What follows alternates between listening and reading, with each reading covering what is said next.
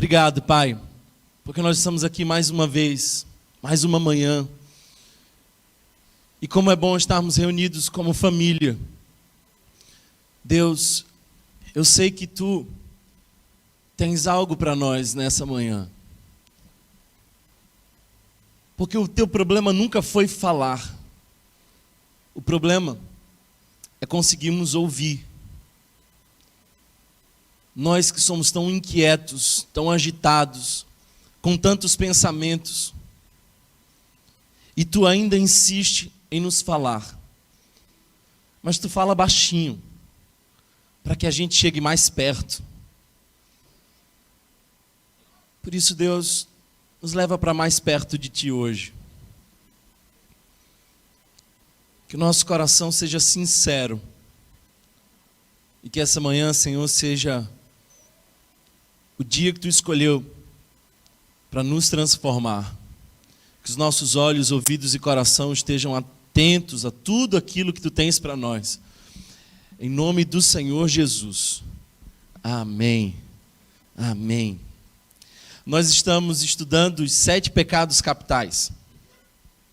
E parece que para a nossa sociedade moderna, esses já não são mais 7 pecados capitais, são 7 prazeres capitais. Porque cada um desses foi ganhando outros contornos. Orgulho virou quase que uma autoimagem equilibrada.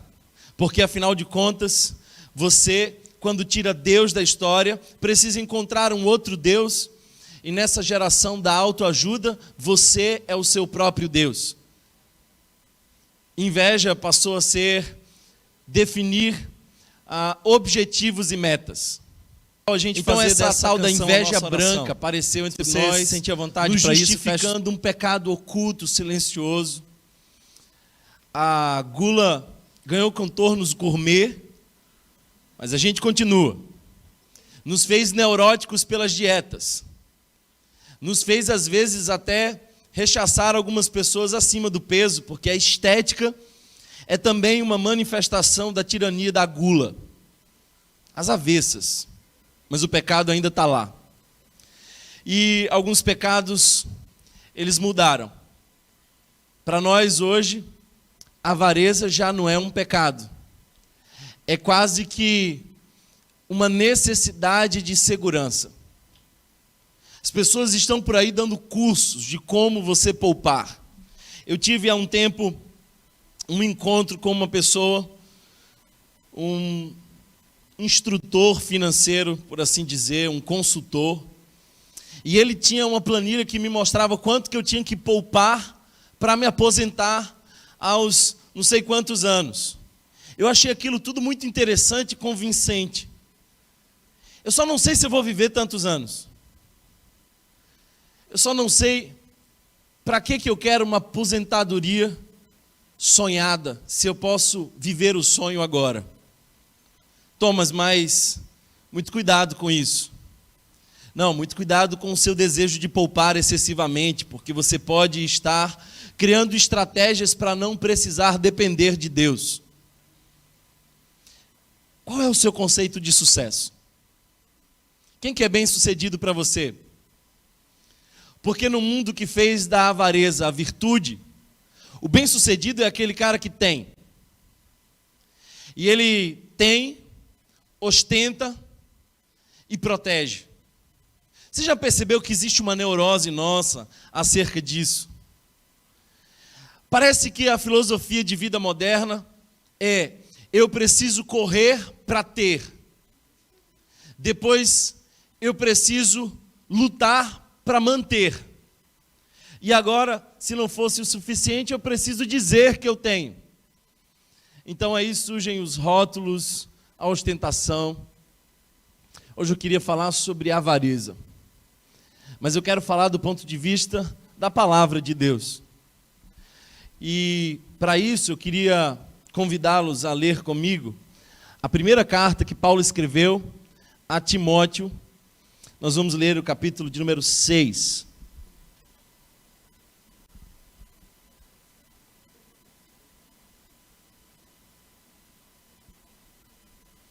Timóteo, capítulo de número 6, versículo de número 6. Diz assim: de fato, a piedade com contentamento é grande fonte de lucro, pois nada trouxemos para este mundo e dele nada podemos levar. Por isso, tendo o que comer e com que vestir-nos, estejamos com isso satisfeitos. Dá uma pausa aqui. Você já conseguiu imaginar você dizendo para o seu filho isso? Você senta para o seu filho e fala assim: filho, eu quero te trazer um versículo bíblico hoje. Versículo é esse: se você tiver o que comer e o que vestir, esteja satisfeito. Parece que esse negócio não soa bem.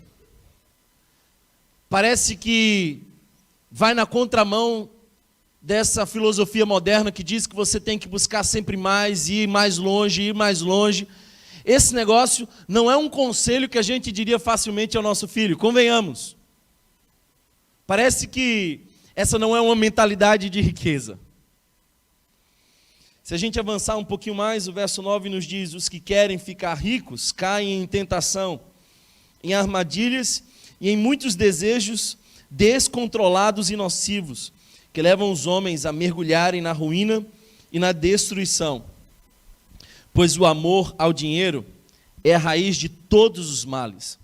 Algumas pessoas, por cobiçarem o dinheiro, e aliás a palavra cobiça é um sinônimo para avareza, desviaram-se da fé e se atormentaram com muitos sofrimentos.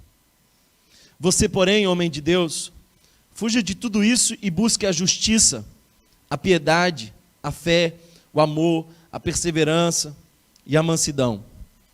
Combata o bom combate da fé, porque você pode combater combates que não são os bons combates. Eu ensinei isso aqui recentemente. Você pode passar a vida inteira lutando um combate que Deus nunca te deu. Por isso Paulo insiste em dizer: combata o bom combate da fé. É bom lembrar que na segunda carta, e a última de Paulo, de todas aqui, as que ele escreveu, ele diz: eu combati o bom combate. Você tem combatido o bom combate? Tome posse da vida eterna, para a qual você foi chamado e fez a boa confissão na presença de muitas testemunhas, diante de Deus, que a tudo dá vida, e de Cristo Jesus, que diante de Pôncio Pilatos fez a boa confissão. Eu lhe recomendo: guarde este mandamento imaculado e irrepreensível até a manifestação do nosso Senhor Jesus Cristo, a qual Deus fará se cumprir no seu devido tempo. Ele é o bendito e único soberano, Rei dos reis e o Senhor dos senhores, o único que é imortal e habita em luz inacessível, a quem ninguém viu nem pode ver. A ele seja a honra e poder para sempre. Amém. Ordene aos que são ricos no presente mundo que não sejam arrogantes, porque essas coisas frequentemente estão muito ligadas. Rico e arrogância é quase um pleonasmo.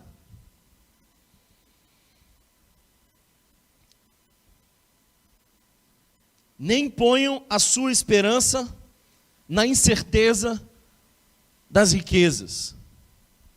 Por que a gente sonha tanto em juntar? Se não é para ter a falsa sensação de segurança, que só é roubada porque nós podemos perder, porque sempre que nós colocamos a nossa segurança em algo que pode não mais ser, é falsa segurança. Se alguém pode roubar aquilo que te dá segurança, você colocou a segurança no lugar errado. E o que Paulo está dizendo é que ponham a esperança não na incerteza da riqueza, mas em Deus, que de tudo nos provê ricamente. Será que você crê nisso? Que de tudo nos provê ricamente para a nossa satisfação. De tudo Ele nos provê para a nossa satisfação. Ordene-lhes que pratiquem o bem. Aí Paulo vai oferecer uma proposta de riqueza. Pensa comigo. Um dia você encontra com Paulo Quem sabe numa daquelas prisões onde ele tinha bastante tempo para conversar, e você pergunta assim: Paulo, quais são os segredos para a riqueza? Aí Paulo fala assim: meu filho, fácil demais. Pratique boas obras, seja generoso e esteja pronto a repartir. Aí você diz assim: Paulo, eu não estou entendendo, Paulo, eu quero ser rico, eu não quero ficar pobre. Você só está me falando de repartir, de sair. Nesse fluxo de caixa só sai, não está entrando. Como é que é, Paulo? Pois é, ser rico é isso. Boas obras, generosidade e disposição. A palavra pronto aqui é a palavra grega taxis. Para os novos a gente precisa explicar o que é táxi. É aquilo que para ao menor sinal da nossa necessidade. Prontos a repartir. Prontos a repartir. Dessa forma, eles acumularão um tesouro para si mesmos. Um firme fundamento para a era que há de vir. E assim alcançarão a verdadeira vida. Quer dizer que a gente pode viver uma falsa vida? Parece que sim. Se eu entendi bem, a gente tem um falso conceito de riqueza, que nos gerou um falso conceito de sucesso, que pode nos propor uma falsa perspectiva de vida. E você só descobre isso ou quando você está no fim dessa, ou quando iniciou a outra vida. Porque a vida não é só isso aqui. Nós vamos falar hoje sobre avareza. E essa é uma palavra que vem do latim, que poderia ser traduzida para nós como ávidos, desejosos, por cobre, bens, dinheiro, cobiça. Talvez o imperativo mais comum na nossa sociedade moderna. As pessoas estão dizendo que nós precisamos ter o tempo inteiro. Você liga a televisão para assistir um jogo e no meio do jogo, várias vezes aparece alguém dizendo que você precisa ter alguma coisa.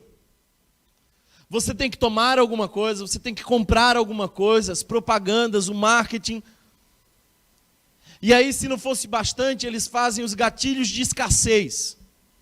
Que olha, tem poucas unidades, nem todo mundo vai ter, e você precisa. Aqui ó, técnica de venda. Então você fala assim: se tem pouco, se eu preciso urgente. E aí você perde, muitas vezes, o equilíbrio naquilo que você compra, porque você acaba comprando aquilo que você não precisa para impressionar quem você não gosta com o dinheiro que você não tem. Triste. Plutarco, filósofo, dizia o seguinte: a avareza é um tirano bem cruel. Manda juntar e proíbe o uso daquilo que se junta. Visita o desejo e o interdiz no gozo. O sinônimo da avareza para nós, muitas vezes, é mesquinhez. É o apego aos bens materiais. São os gananciosos. Mas muitos na nossa atualidade chamam eles de poupadores. Ou melhor, prevenidos. Dentre todos os pecados que eu estou falando, talvez esse seja o mais difícil de perceber. Eu falei da inveja como um pecado difícil de confessar. O orgulho é um pecado difícil de tratar, porque tem diversas faces. A gula é desses pecados que a gente nem considera pecado. Mas dentre os pecados que nós estamos falando, a avareza é o mais difícil, quem sabe, de constatar, porque nós realmente achamos que nós não somos avarentos, nós somos prevenidos. Nós estamos preparados. Talvez a gente acharia o discurso de Jesus um tanto radical. Porque Jesus disse a um rico que estava fazendo um novo celeiro para guardar, porque afinal de contas, o futuro vem aí, a aposentadoria nos espera. Aí Jesus diz assim, louco? É louco porque está gastando. Primeiro que não tem com quem compartilhar. Segundo, acha que tem a vida inteira pela frente. Aí Jesus diz assim, louco, essa noite pedirão a tua alma e o que tens, para quem será? Se Jesus olhasse para o nosso mundo, talvez ele dissesse acerca de nós que nós também somos loucos. E o tal do evangélico é tão louco, que ele fez um discurso avarento, mas fundamentado na Bíblia, que é isso que nós chamamos de teologia da prosperidade. O que é a teologia da prosperidade? A teologia da prosperidade é a avareza do mundo com fundamentação bíblica. Thomas, e tem fundamentação bíblica? Bem, deixa eu te falar uma coisa. Essa aqui é a Bíblia. Essa é a Bíblia. Mas entre a Bíblia e a palavra há uma diferença. A palavra é a expressão de Deus exata e aplicada para nós. A Bíblia é uma arma. Porque a Bíblia, na mão de gente enganosa, vai ludibriar muita gente. A Bíblia, na mão de gente mal intencionada, vai desviar muita gente. Lembra do diálogo de Jesus e Satanás? O que Satanás usa para tentar convencer Jesus de pular do pináculo do templo? Não, ele não usa a palavra. Ele usa a Bíblia. Você está entendendo? Tem alguém comigo aqui hoje, não? Satanás não usa a palavra. Porque a palavra é a aplicação coerente da voz de Deus ao nosso coração. Satanás usa a Bíblia. Porque a Bíblia pode ser apenas um livro na mão de alguém mal intencionado. Aí o indivíduo diz assim, você tem que ter. Depois ele diz assim, você sabe como ter. Você tem que fazer uma oferta, você tem que fazer um sacrifício, você vai gerar um Deus que se movimenta a partir de sacrifícios. Isso não é de hoje, é antigo. Aliás, foi sempre assim. Aliás, a igreja protestante surgiu porque isso incomodava demais Martim Lutero. Mas dentro da igreja protestante hoje, a gente tem uma classe bem significativa da igreja católica medieval que já nem existe mais. Nós somos mais católicos hoje, na nossa expressão evangélica brasileira, do que era a igreja católica antigamente.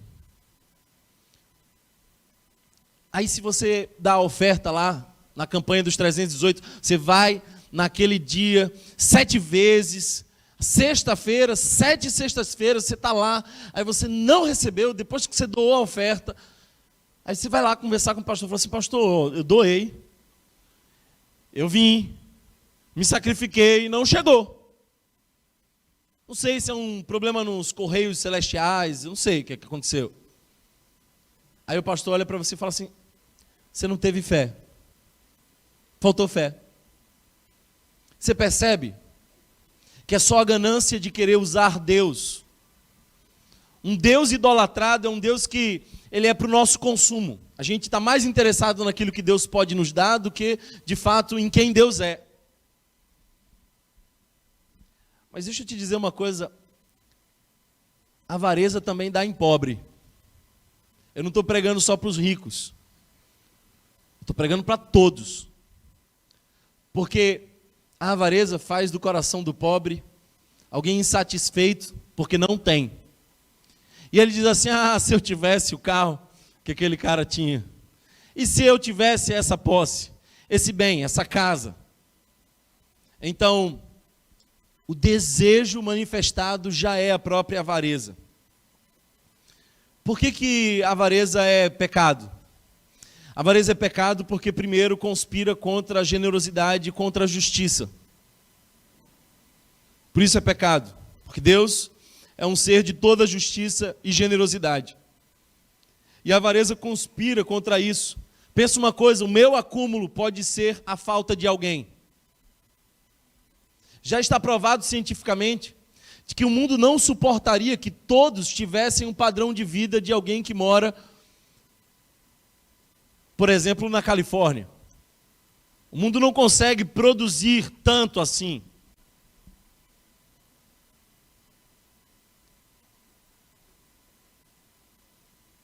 Sabe,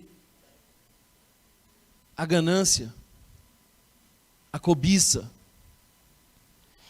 é uma cilada. Escuta isso. Porque se você não se contenta com um, você não se contenta com nenhum. Cadê os homens aqui? Se você não se contenta com a sua esposa, você nunca vai se contentar com uma mulher. Vai sempre precisar de mais e mais e mais e mais. Porque quem não se contenta com um, não se contenta com nenhum. Por que a avareza é um pecado capital? É um pecado capital porque primeiro gera dureza no nosso coração. Porque gera um outro pecado que é a ansiedade. Porque pode gerar a violência. Você conheceu algum obstinado pelas suas metas, que é capaz de fazer de tudo para chegar lá onde ele deseja? Gera engano, gera fraude, gera mentira, gera traição, gera arrogância, prepotência. Essas são as consequências da avareza. Quando uma criatura é tomada como Deus, ela se torna o próprio diabo. Quando a criação vira Deus, ela se torna o próprio diabo. Jesus disse que o dinheiro era uma potestade. E eu quero explicar para você o que é potestade. Potestade é um ser inanimado que se posiciona como se tivesse vida. Potestade é isso. Portanto, irmãos, nós precisamos olhar bem para o nosso coração e ver se temos em nós avareza. Ela se manifesta como um desejo desmedido por algo, especialmente por algum objeto, até pelo próprio dinheiro. Sabe, o dinheiro quer de nós lealdade. E no fundo, para muitos de nós, o dinheiro é quem dá as ordens. É quem de fato manda. As pessoas dizem por aí assim, dinheiro é neutro. Quantos já ouviram isso? Dinheiro é neutro. Não é não. Dinheiro não é neutro. Imagina que você vem caminhando, você está passando, e você encontra um copo descartável no chão, e ali do lado, uma folha, e você olha para aqueles dois objetos, ambos com mais ou menos o mesmo peso, mais ou menos o mesmo tamanho. Aí você olha para eles e você tem duas opções. Ou você para, ou você segue. Porque esses são objetos neutros. Agora, imagina que você está andando e do lado do copo descartável e da folha tem uma nota de R$100.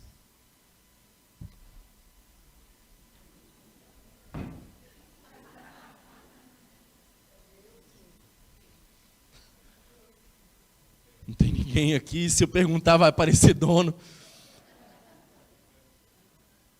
Só que você não percebeu que você não se curvou para o copo descartável nem para a folha. Mas quando você viu aquilo que você achava que era neutro, você se dobrou diante dele. E quem de nós não se dobraria? Eu também. Até daria o dízimo.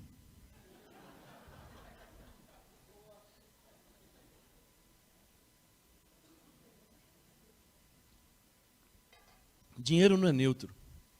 Porque dinheiro te dá poder.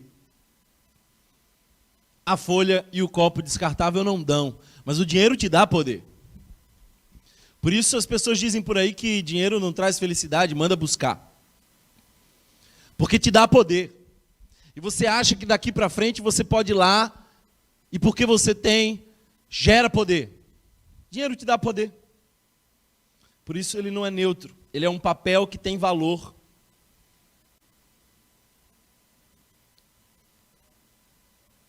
Sabe, irmãos, Hoje eu queria olhar para esse texto junto com você e entender os prejuízos da avareza. Mais uma vez, vá para o verso 7. Aliás, verso 6 diz assim: de fato, a piedade com contentamento é grande fonte de lucro. É isso que Paulo pensa. Mas aí agora, no verso 7, ele vai fazer considerações sobre a avareza. Pois nada trouxemos para este mundo, e dele nada podemos levar. Olha para mim. Primeiro prejuízo da avareza. A avareza desconsidera a eternidade. A avareza nos rouba o senso de eternidade. A avareza faz com que acreditemos que nós só temos esse agora. Então a gente fica pensando nesse agora. E a gente vive focado nesse agora. A gente acha que o nosso futuro é daqui a 20 anos, 30 anos. Agora, o que significa 30 anos olhando para a eternidade? Nada. Aliás, deixa eu te fazer pensar uma coisa. Que diferença vai ter daqui a 1000 anos as decisões que você toma com sofrimento hoje? Sabe aquela decisão difícil que você... eu não sei o que eu decido, ora por mim, pastor. Amém. Qual é a diferença que essa decisão vai gerar daqui a 1000 anos? A avareza nos rouba o senso de eternidade. Nós não somos, disse alguém, nós não somos um corpo tentando viver uma experiência espiritual. Nós somos seres espirituais vivendo numa dimensão corpórea. Nós somos seres espirituais. Sabe por quê? Todas as culturas desejam, de alguma forma, a eternidade, porque isso, diz a palavra de Deus, foi plantado no nosso coração. Você chega para os índios, numa tribo distante, nunca alcançada, e lá eles têm um conceito de eternidade e um conceito de divindade, porque o pecado não nos roubou isso. O pecado deturpou o conceito, mas ainda está lá a raiz do conceito. Eles sabem que tem um Deus, não sabe qual. E eles sabem que algo acontece para além da vida. Que a vida não se restringe àquela experiência efêmera, curta.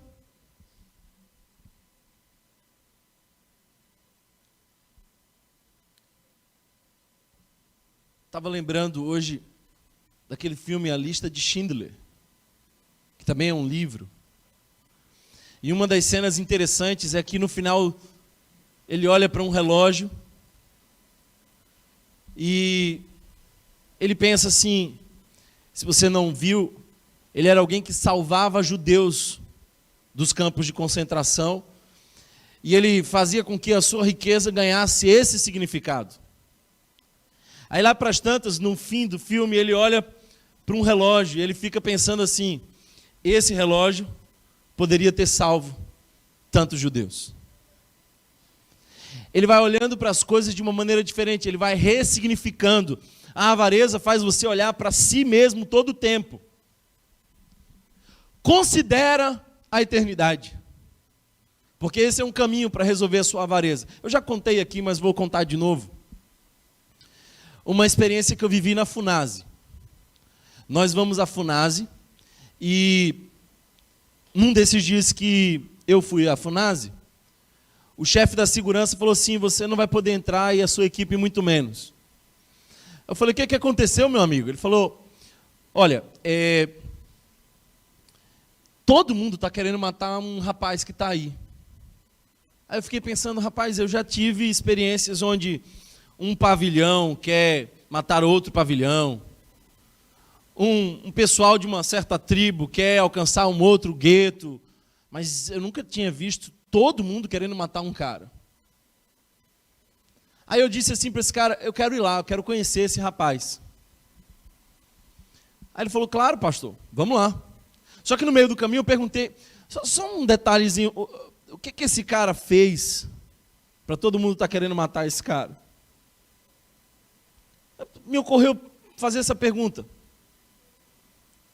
Aí o chefe da segurança falou assim, ele queimou a própria mãe dele. Eu falei assim, por que eu não fiz essa pergunta antes? Porque agora eu tenho que, como um pastor, visitar um cara que eu queria que fosse de fato para o inferno. Se eu não fosse crente, eu era mais um querendo matar ele. Como eu sou crente, eu não quero matar, eu quero que matem. Não é?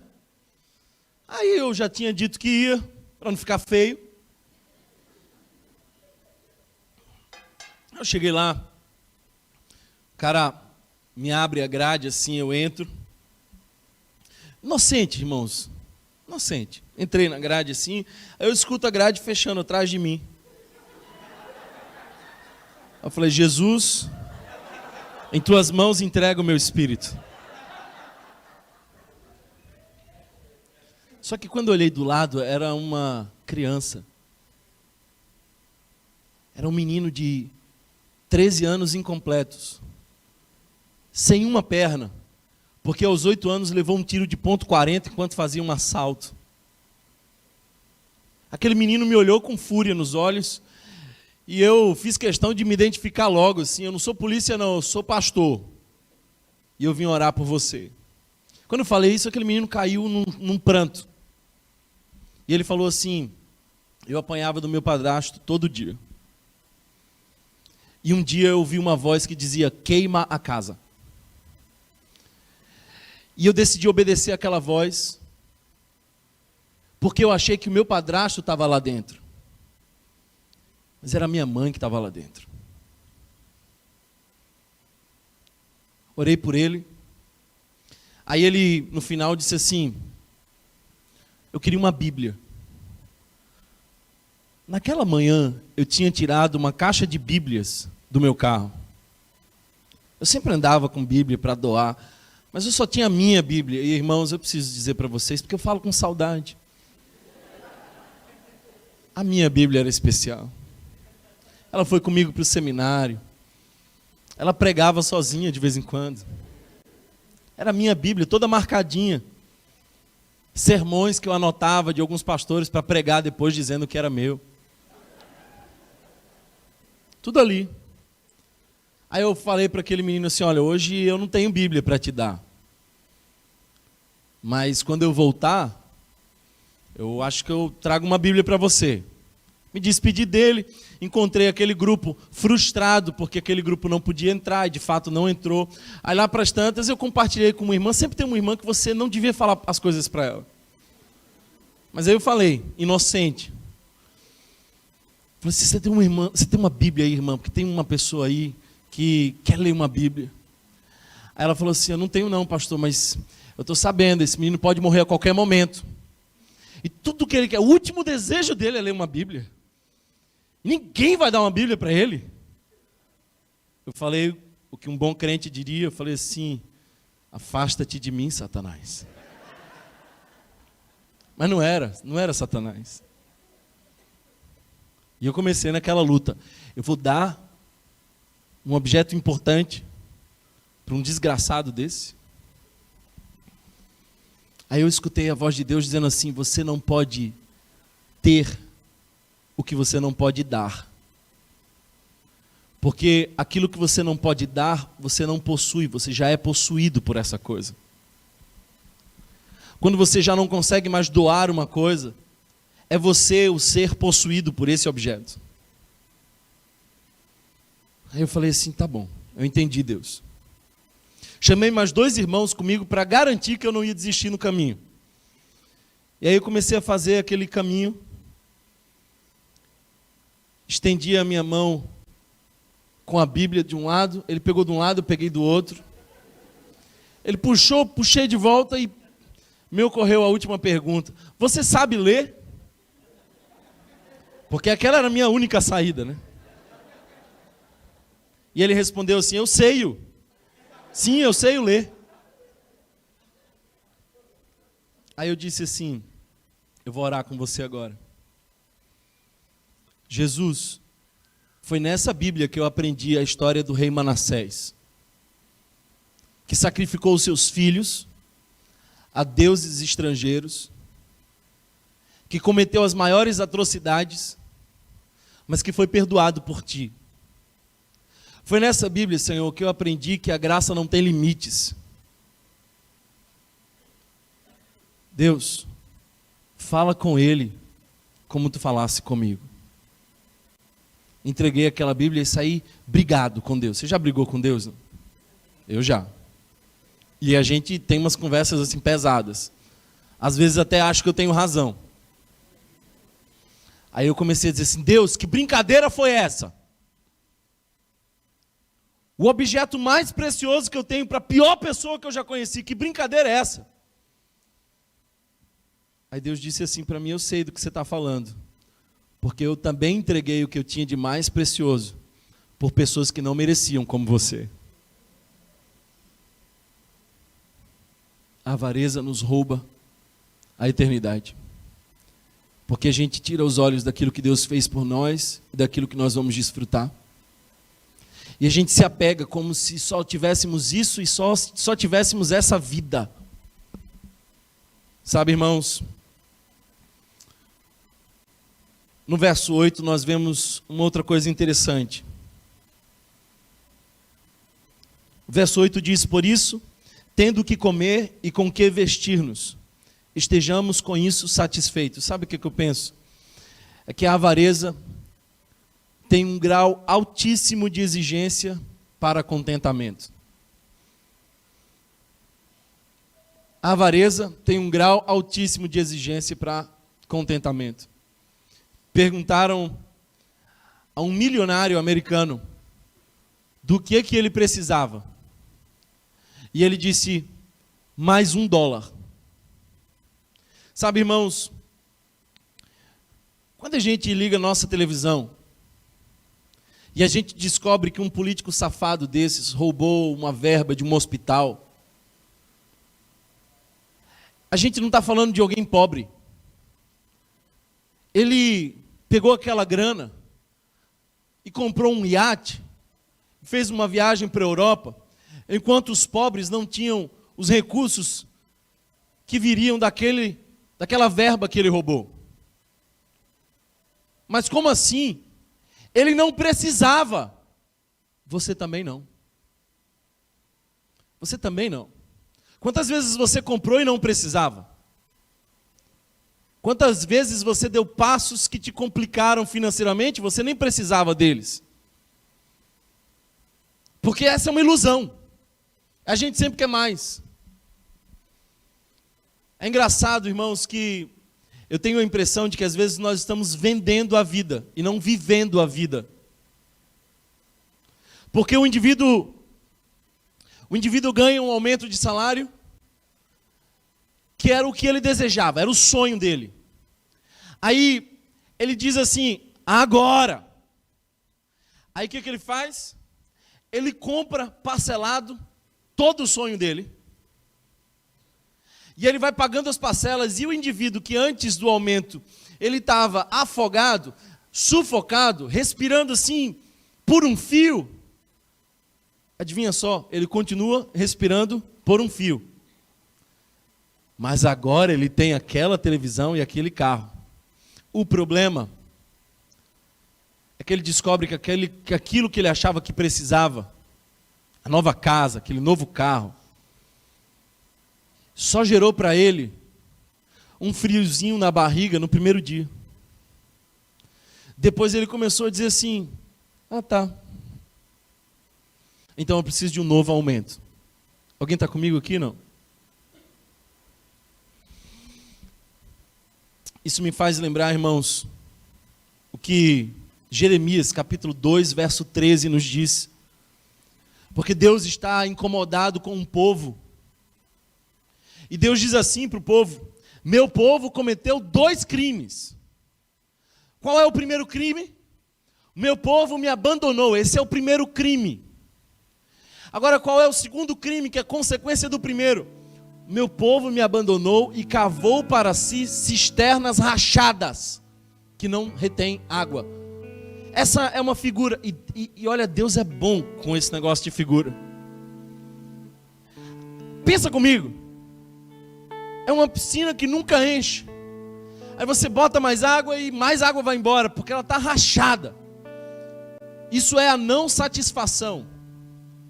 É como se você não chegasse nunca num lugar onde você diga: ok, finalmente eu tenho o que eu preciso. Cisternas rachadas. Paulo escreveu a carta aos Filipenses para agradecer uma oferta que ele recebeu. Porque a igreja em Filipos mandou uma grana para ele. E aí, Paulo escreve para agradecer. E ele diz assim: obrigado porque vocês renovaram o amor de vocês para comigo. Porque é assim, a gente renova o amor naquilo que a gente doa. Amor é essencialmente doação. Você pode doar sem amar. Por isso que Paulo escreve em 1 Coríntios capítulo 13: ainda que eu desse os meus bens para ser queimado sem amor. É possível você doar sem amar. É hora do ofertório. Aí você levanta num constrangimento, numa situação incômoda. Você fala assim: eu estou vendo todo mundo levantando, eu acho que eu tenho que fazer alguma coisa. Você joga R$2 ali dentro, você levanta. Você está indo ofertar, mas você não ama. Você pode doar sem amar. Agora é impossível você amar sem doar. Aí Paulo está dizendo assim: eu sei que vocês renovaram o amor de vocês para comigo. Mas aí ele termina a carta dizendo isso, olha só. Paulo foi socorrido pela igreja que se esforçou. Mas ele diz assim: mas irmãos, quanto a mim, eu tudo posso naquele que me fortalece. Essa é uma frase assim que a gente gosta. Adesivo de carro. Mas ele diz assim: eu sei viver em toda e qualquer situação. É isso que eu posso. Eu posso qualquer coisa. Eu posso passar por situações difíceis. Eu posso ter a bonança. Eu sei comer essa lavagem que me dão na prisão, mas já também comi na mesa do rei. Banquetes os mais diversos. Eu sei viver na aflição, mas sei viver no luxo. O que Paulo está dizendo é isso: eu tudo posso naquele que me fortalece. Eu sei viver em toda e qualquer situação. Paulo está dizendo: obrigado pela oferta que vocês mandaram. Eu entendo que vocês fizeram isso porque vocês me amam. Mas eu preciso dizer para vocês que eu encontrei o caminho do contentamento. É bom que vocês mandem essa oferta e eu vou desfrutá-la. Mas se ela não chegasse, a minha alegria continuaria a mesma. Alguém está entendendo essa minha palavra aqui hoje, não? Eclesiastes fala de um absurdo. O autor de Eclesiastes, possivelmente Salomão, diz assim: eu vi um outro absurdo debaixo do sol. Eu vi um homem que trabalhava sem parar e não tinha com quem compartilhar a sua riqueza. Isso é um absurdo. Um absurdo.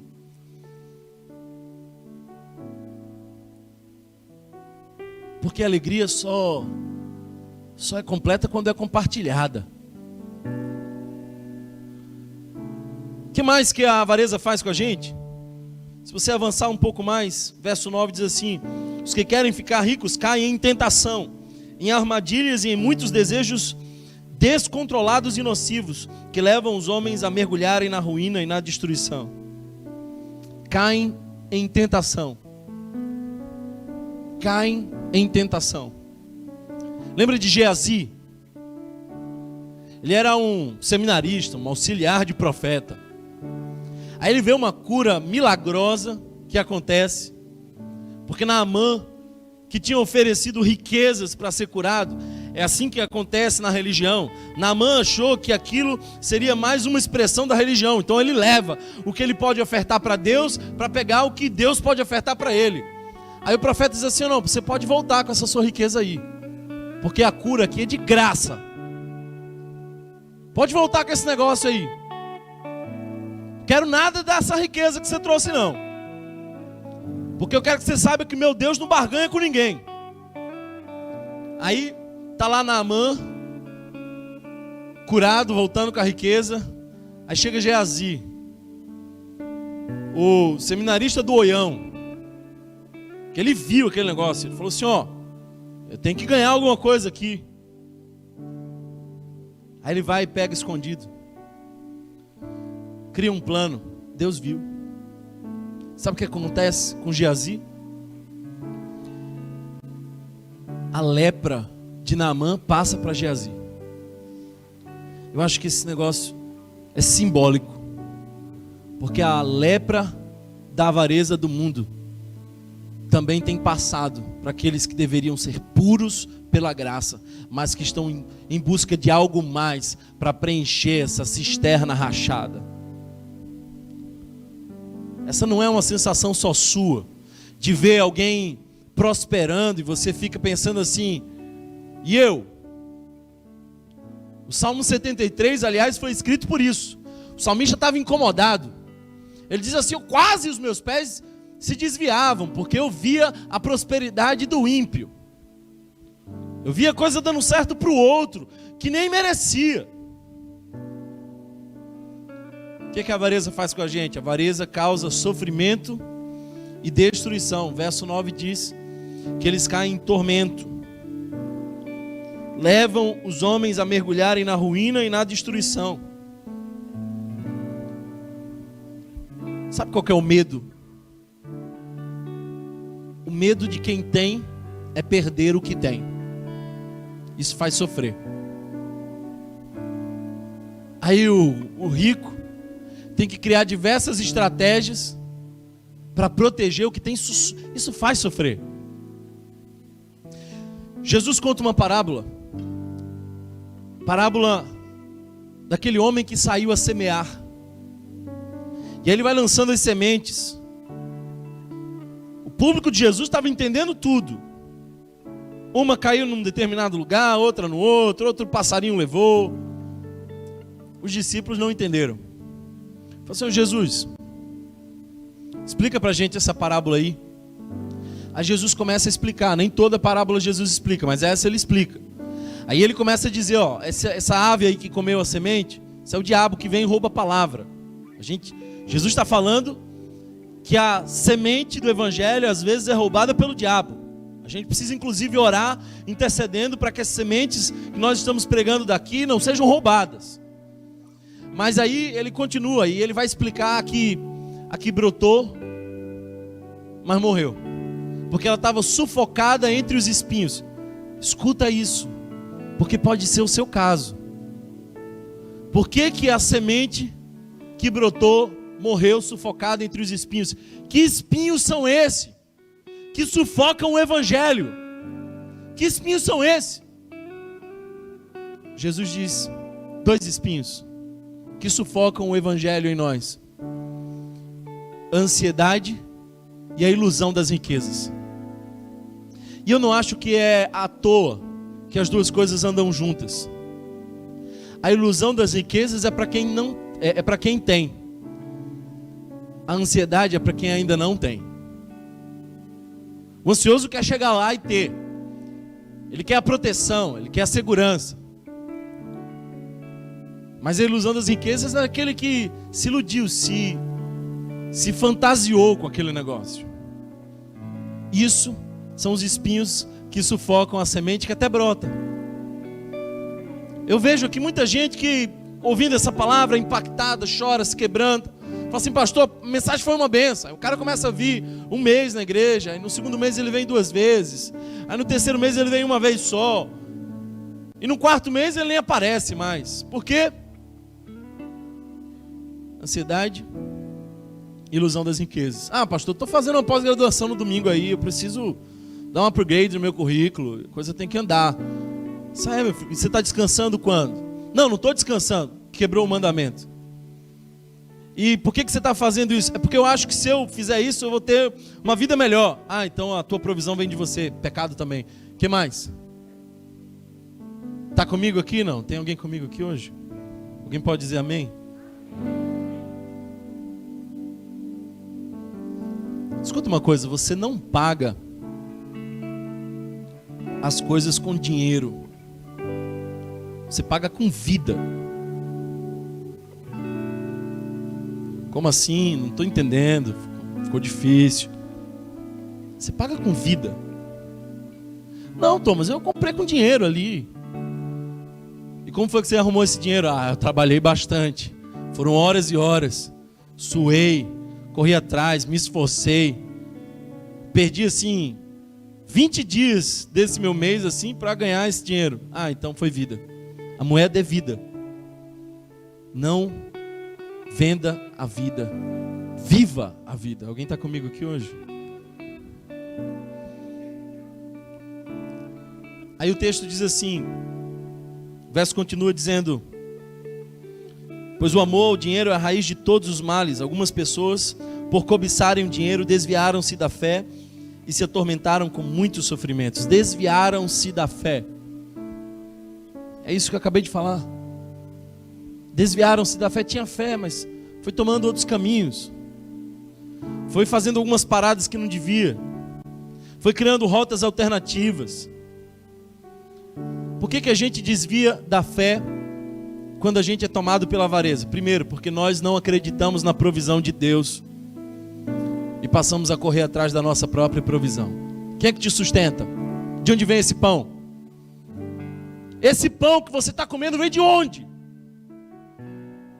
Porque se na tua mente esse pão é o sinônimo do seu trabalho competente e esforçado, você não entendeu que você não levantaria da cama hoje se não fosse a mão de Deus.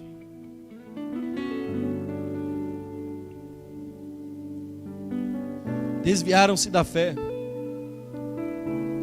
porque esperam ter nos bens aquilo que só pode ter em Deus. Zygmunt Bauman, falando sobre essa sociedade moderna, ele vai dizer que as pessoas são freneticamente consumidoras, não porque elas querem os bens, mas elas querem ter o prazer que elas imaginam que os bens dão. Ah, se eu tivesse isso, eu sentiria isso.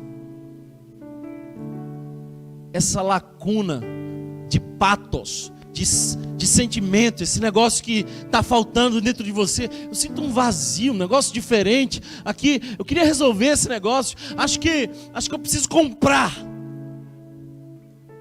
Só Deus resolve. Só Deus.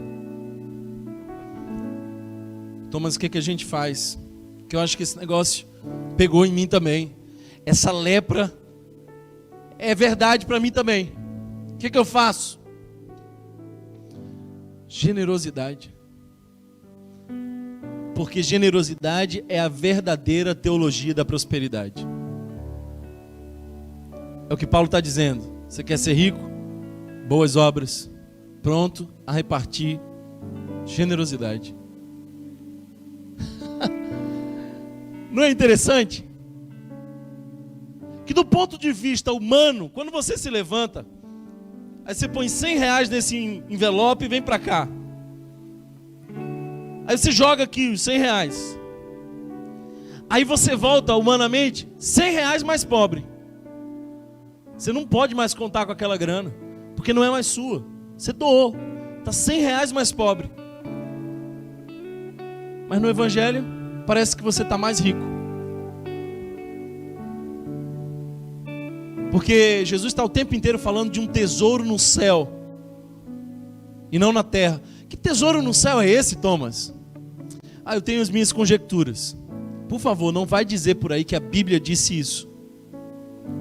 Ideias minhas. Eu me sinto à vontade com vocês.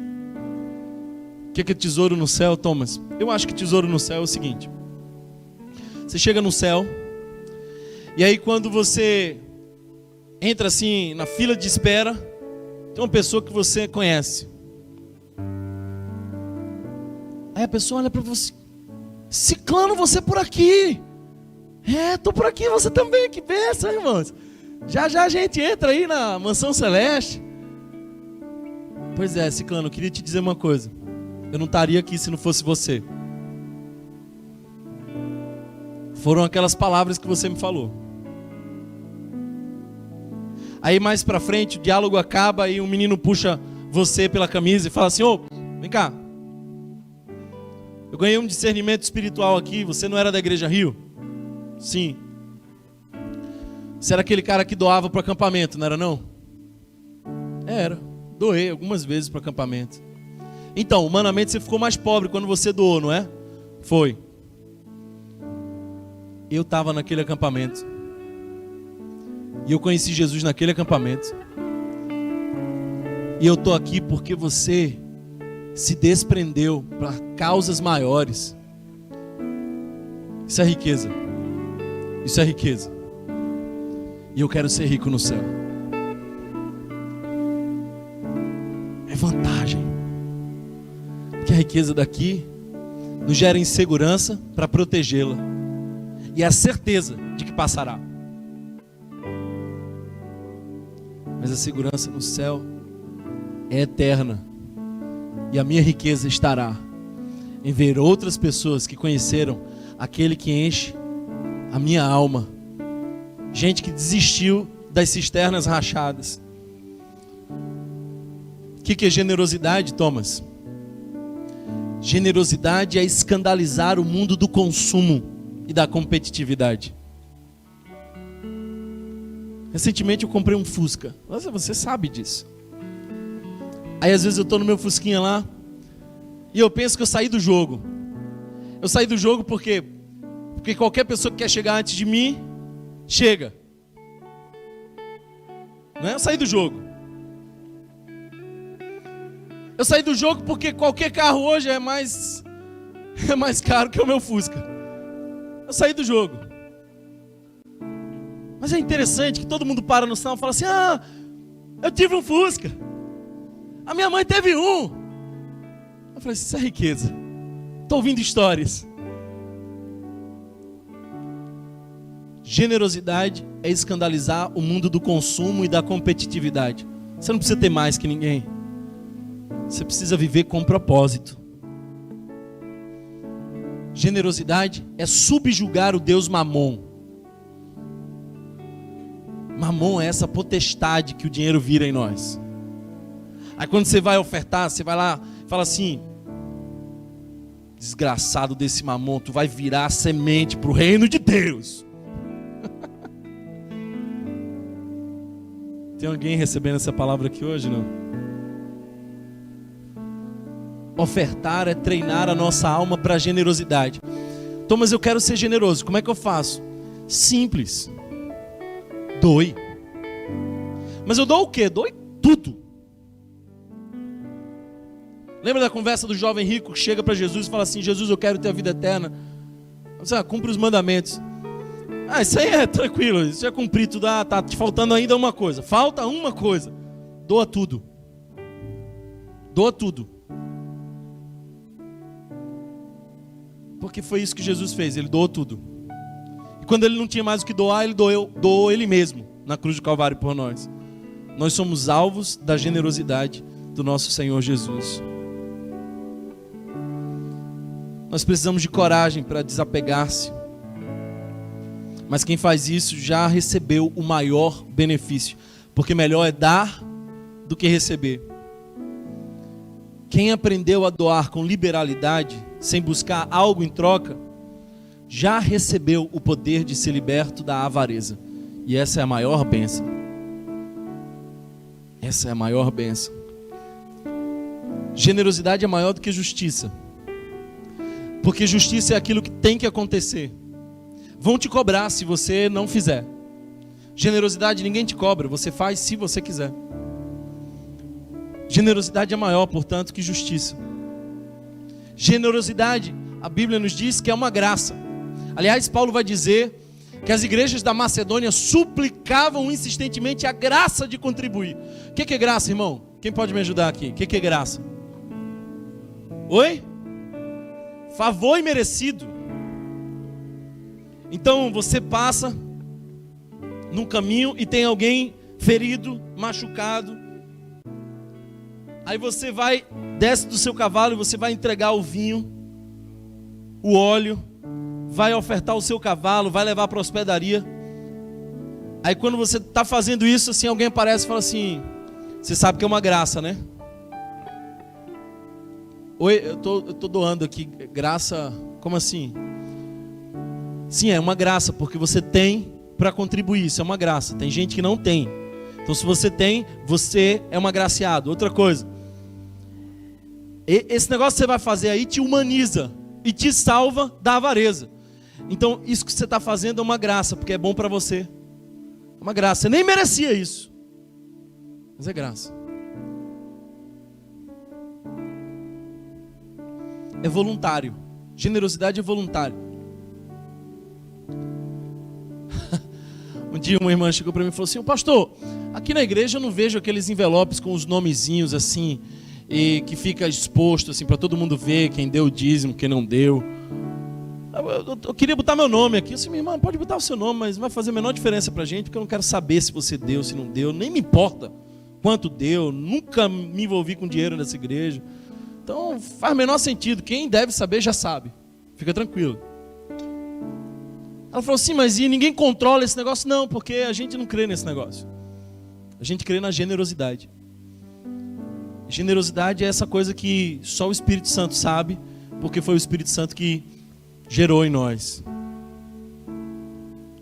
Você está vindo agora para a Igreja Rio, deixa eu te dizer uma coisa: você aqui não é obrigado a ofertar. Fique em paz. Você tem esse privilégio. Se você quiser um privilégio aqui na igreja, você pode ofertar. Amém? Mas quem é o exemplo desse negócio? Jesus. Jesus. Ele é o exemplo. Porque sendo rico, como diz Filipenses, se fez pobre. Sendo rico, se fez pobre. É isso que eu creio, irmãos. Thomas, por que vocês não falam muito sobre dízimo aqui? Eu vejo que vocês não falam sobre dízimo. Eu nunca vi vocês lerem Malaquias 3. É que eu acho esse discurso pequeno demais. É infantil. Assim, a expressão dízimo é jardim da infância da fé. Desculpa, mas é para quem ainda está fazendo a conta. Eu tenho que dar do bruto ou do líquido? Ô, irmão, você nem tem que dar, não. Você tem um privilégio de dar. Porque o ter que já não soa com o evangelho. Porque no evangelho é: quem quer vir após mim? Quem quer? Quem quer? Alguém está entendendo o que eu estou falando? Não? 10% é jardim da infância. Então, Thomas, o que é maturidade? Maturidade, irmão, é quando um grupo pequeno se junta para mandar a missionária passar o Natal com a família dela, que ela já não vê há 7 anos. E quando ela chega lá, a mãe estava doente. E ela foi fundamental para aquela mãe. Isso é maturidade. Maturidade é quando aquele grupo pequeno junta uma grana, e aquela grana paga a conta de alguém. E aquela pessoa depois prospera. E ela volta dizendo assim: sobrou. E eu quero pagar a conta de alguém. Isso é maturidade. Maturidade é quando você se levanta sem fazer contas, dizendo assim: eu acho que eu preciso de menos, por isso eu posso ofertar mais, para que as pessoas sejam mais alcançadas, mais curadas, mais transformadas. Porque imagina só se a gente tivesse os nossos pastores em tempo integral. Ia ser uma bênção. Imagina só se a gente tivesse várias outras pessoas trabalhando assim, mais arduamente. Ia ser uma bênção. E se a gente tivesse recursos para investir em mais acampamentos, se a gente conseguisse fazer mais ações na rua, ia ser uma bênção. Você sabe que essas ações custam alguma coisa, né? Eu acho que você já entendeu. Feche seus olhos, vamos orar.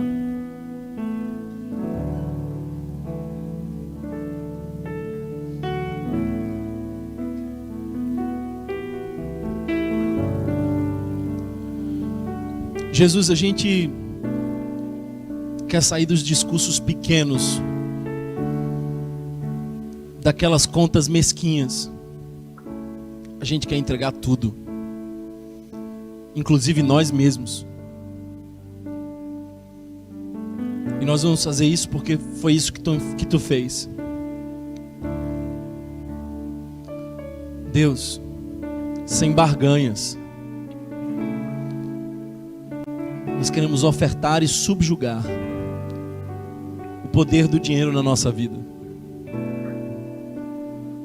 Nós queremos, Senhor, caminhar sem competitividade E às vezes escolher a simplicidade para ampliar o nosso tesouro no céu. Livra-nos da avareza. Sara o nosso coração. Cura aqueles que gastam demais, porque isso é avareza. Cura aqueles que poupam demais, porque isso também é avareza. E nos dá hoje uma consciência madura daqueles que perguntam o que é que de fato eu preciso, qual é o meu limite. Nos dá a consciência, Senhor, daqueles que não acumulam, pensando na aposentadoria apenas, mas daqueles que planejam a expansão do Teu reino. Essa é uma grande loucura para o mundo. Destoa demais com o que as pessoas estão dizendo lá fora. Por isso a gente chama de evangelho. E o evangelho é loucura para os homens, mas é poder de Deus. Fica conosco, Senhor Jesus. Nos dá sabedoria e graça. Nos dá o privilégio de ter, porque nós queremos doar mais. Então eu oro pela prosperidade desses irmãos. Eu oro, Jesus, para que eles prosperem no seu trabalho, que ganhem mais, que sejam mais ricos, porque a pobreza não é a expressão da Tua vontade. Mas eu oro, Senhor Jesus, para que não haja entre nós aqueles que vivem a falta, a escassez.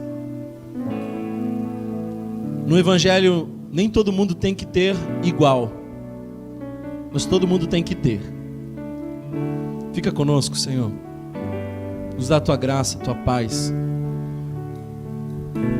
Eu sei que essa palavra nos confronta. Mas sempre que a gente resistir a isso,